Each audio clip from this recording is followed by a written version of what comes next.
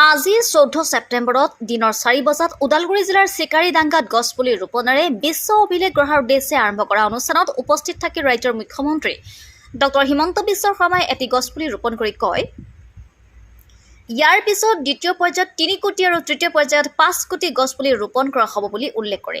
পিছত মুখ্যমন্ত্ৰী ডক্টৰ শৰ্মাই সাংবাদিকৰ সৈতে মত বিনিময় কৰি অসমক সেউজীয়াকৰণ কৰাৰ পৰিকল্পনাৰ বিষয়ে অৱগত কৰে। এনে সেউজকৰণত বিটিআৰ প্ৰশাসনে গ্ৰহণ কৰা সহযোগিতাৰ বাবে তেওঁ ধন্যবাদ জনায়।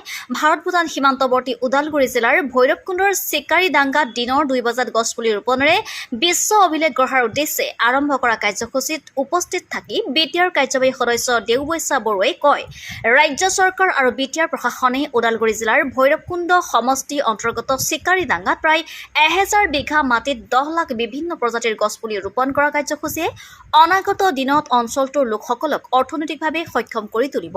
ইপিনে ওদালগুৰি জিলাৰ চিকাৰীডাংগাত গছপুলি ৰোপণেৰে বিশ্ব অভিলেখ গঢ়াৰ উদ্দেশ্যে আৰম্ভ কৰা অনুষ্ঠানত উপস্থিত থাকে। পানেইৰ পৰা নবীন চবৰ ৰিপৰ্ট, অৰুণোদয় অসম। আজি এক মহান কৰ্মযজ্ঞ হ'বলৈ গৈ আছে। সমগ্ৰ বিশ্বই ভৈৰৱকুণ্ডৰ আজি হ'ব পৰা বা ভৈৰৱকুণ্ডত আমি চেষ্টা কৰা বিশ্ব ইতিহাসৰ সাক্ষী হ'বলৈ ৰৈ আছে। আজিৰ দিনটোত অৰ্থাৎ 24 ঘণ্টাৰ ভিতৰত এই ওদালগুৰি জিলাৰ ভৈৰৱকুণ্ডত আমি 10 লাখ গছপুলি ৰোপণ কৰিম।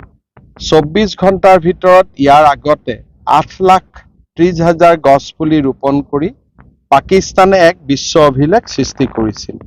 পাকিস্তানৰ বিশ্ব অভিলেখ ভংগ কৰি নতুন বিশ্ব অভিলেখ সৃষ্টি কৰাৰ বাবে আমি চেষ্টা কৰিম।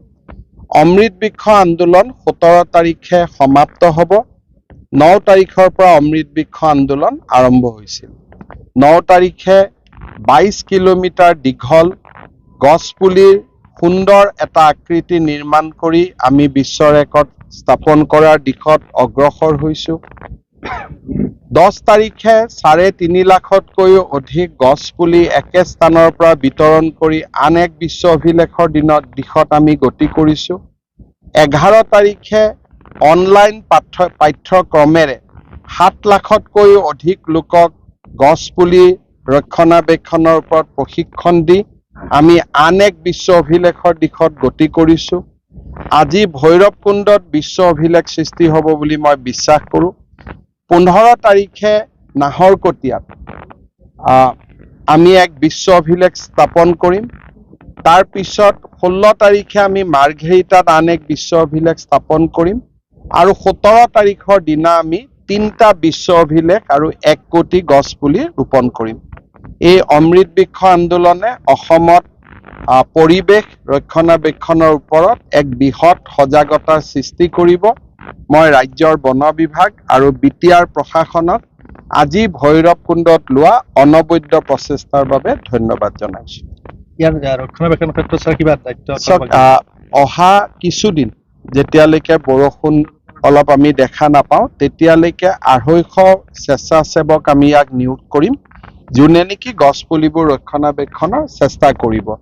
আৰু আমি আশা কৰিছোঁ যে আমি 70% সাৰ্ভাইভেল ৰেট আমি পাম। তেনেকৈ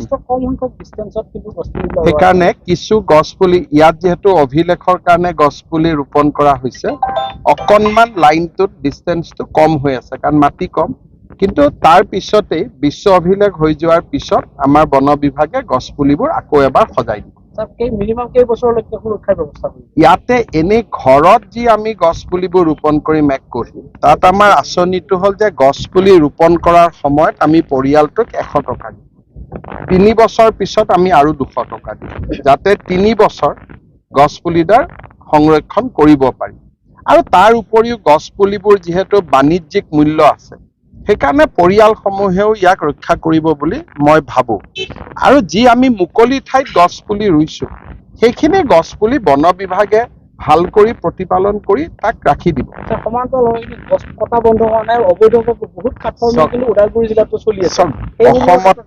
অসমতো বিভিন্ন ভাল বেয়া ঘটনা চলি থাকে আৰু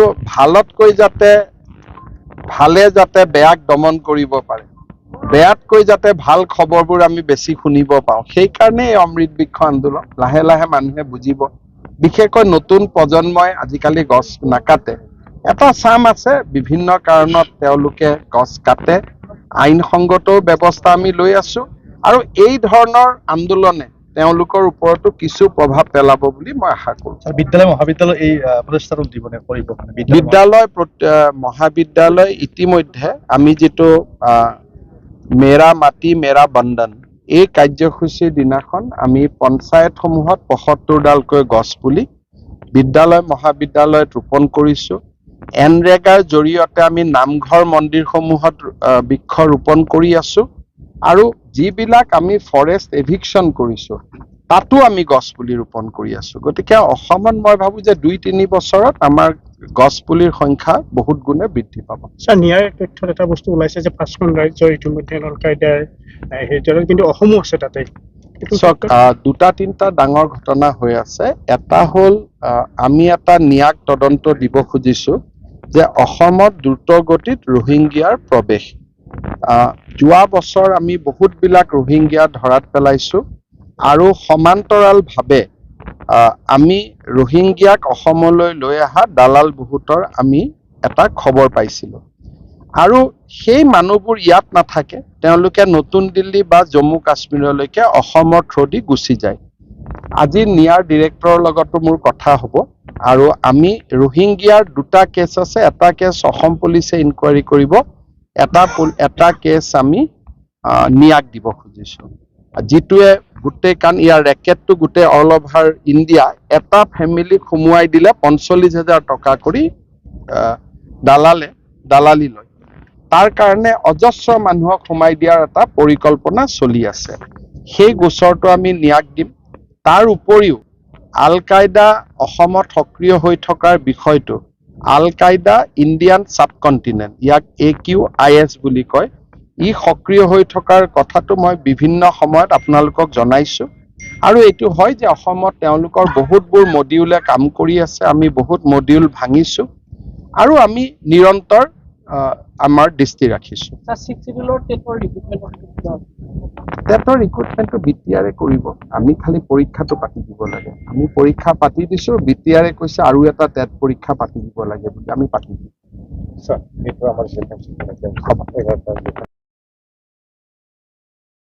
আজি ওদালগুৰিবাসী হিচাপে গৌৰৱ অনুভৱ কৰিছোঁ, কাৰণ আমি আজি ২৪ ঘণ্টাৰ ভিতৰত 10 লাখ আমি গছপুলি ৰোপণ কৰি পেলাই বিশ্ব গিনিছ বুক অফ ৰেকৰ্ড, অৰ্থাৎ গিনিছ বুক অফ ৱৰ্ল্ড ৰেকৰ্ডত আমি ওদালগুৰি জিলাৰ এই ভৈৰৱকুণ্ড আৰু অৰুণাচল বৰ্ডাৰ, অৰ্থাৎ অসম অৰুণাচল বৰ্ডাৰ আৰু ভাৰত ভূটান সীমা, যিটো আমাৰ ট্ৰাই জাংচন বুলি আমি কোৱা হয়, ঠাইত যিটো আমি চিকাৰী ডাংগা বুলি কওঁ, ইয়াত 113 হেক্টৰ ভূমিত 10 লাখ আমি গছপুলি ৰোপণ কৰি পেলাই গিনিছ বুক অফ ৱৰ্ল্ড ৰেকৰ্ডত আমি দাখিল কৰিবলৈ গৈ আছোঁ। আৰু তাৰ কাৰণে আমি প্ৰথমতে অসমৰ সন্মানীয় মুখ্যমন্ত্ৰী ডক্টৰ হিমন্ত বিশ্ব শৰ্মা ডাঙৰীয়া তেখেতক ধন্যবাদ জ্ঞাপন কৰিছোঁ। তেখেতে যি সপোন দেখি পেলাই অসমটো গ্ৰীণ ৰিভলিউশ্যন এটা আনিবৰ কাৰণে প্ৰচেষ্টা কৰিছে, সেইটো খুব সুন্দৰ পদক্ষেপ, আৰু সকলো জনসাধাৰণে তেখেতৰ এই পদক্ষেপত অংশগ্ৰহণ কৰিছে, আৰু সেই হিচাপেও আমি ইয়াত এটা অংশ হিচাপে আমি এইটো লৈছিলোঁ, আৰু সেই অংশ হিচাপে ইয়াত আমি নিৰ্বাচিত কৰিছোঁ যে 10 লাখ গছপুলি ইয়াত ৰূপায়ণ কৰা হ'ব। আৰু আমাৰ BTR প্ৰধান প্ৰমোদ বড়ো ডাঙৰীয়া, তেখেতে গোটেই ডিজাইন, গোটেই প্লেনিংটো ইয়াত কৰিছে, আৰু তেখেতক আমি সহযোগ কৰি পেলাই আমি এই কাৰ্যসূচী আজি ৰূপায়ণ কৰিবলৈ গৈ আছোঁ। আমি আশাবাদী, কাৰণ আমাৰ ইয়াত যথেষ্টখিনি মানুহ জীৱিকা আমি ওলাই ল'ব পাৰিম, কাৰণ ভৈৰৱকুণ্ড হ'ল এটা পিকনিক স্পট। ইয়াত বিভিন্ন ঠাইৰ মানুহ পিকনিক খাবলৈ আহে, আৰু এই ঠাইখিনি গছপুলি বা গছ যদি আমি ইয়াত ডাঙৰ কৰিব পাৰোঁ, বা আমাৰ ইয়াত ফৰেষ্টখিনি গঢ়ি তুলিব পাৰোঁ, তেতিয়াহ'লে এইখিনি ঠাই আকৌ এতিয়া যিমানখিনি সুন্দৰ, তাতকৈ আৰু বেছি সুন্দৰ হ'ব। তাৰ যোগেদি বহুতখিনি মানুহে জীৱন জীৱিকা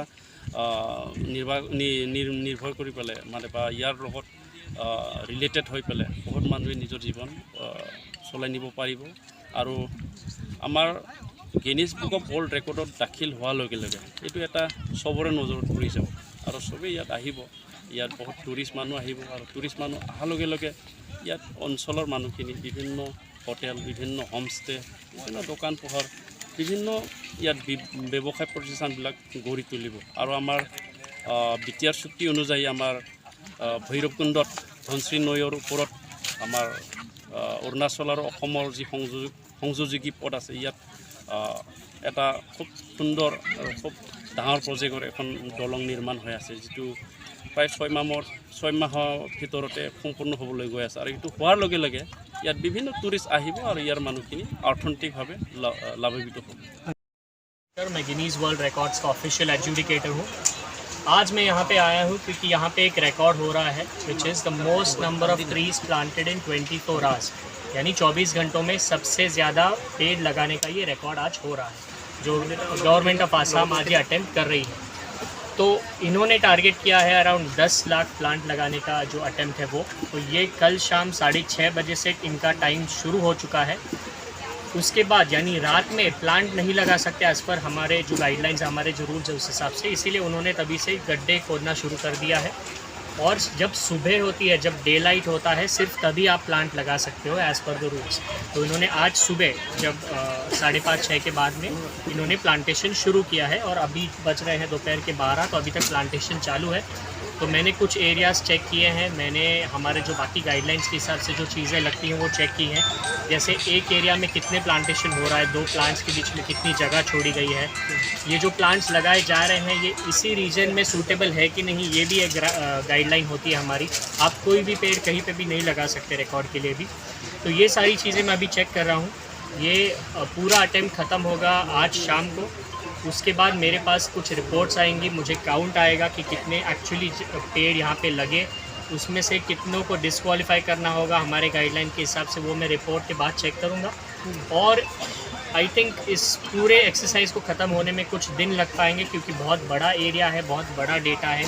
समझो अगर 10 लाख भी प्लांटेशन होता है इनका या कुछ ऊपर नीचे हो तो भी इसका नंबर फाइनल करने में टाइम जाएगा हमारे गाइडलाइंस के हिसाब से। तो जब भी रिकॉर्ड फाइनल होता है मैं गवर्नमेंट ऑफ आसाम को उनके बारे में बताऊंगा। एंड जैसी तैयारी चल रही है उस हिसाब से तो अच्छा प्रिपरेशन लग रहा है।